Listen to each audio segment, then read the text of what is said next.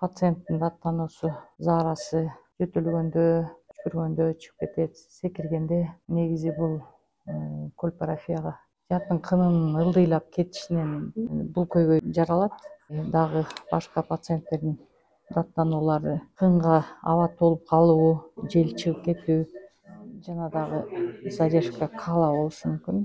Особенно бул задняя стенкасы опущение болгондо ошондой болот.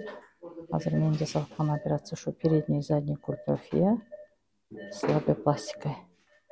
Лабиопластика деген ошо эринчелери чоңураак болгондугуна байланыштуу. Ал бул операцияга кошумча жасалат. Анткени операциядан кийинки периоддо ал ичине погружать этилип калышы мүмкүн. Бир жумадан кийин жип алынат, стационарда 1-2 күн жатат.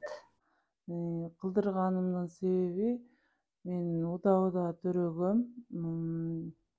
Удаа төрөгөндүн кесепетинен жатындын ылдыйлоосу болду.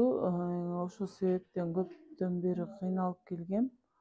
1,5 жылдан ашык кыйналып, ошо ичимдин асты жагы ооруп, белдерим ооруп, көп баскандан кыйналчумун.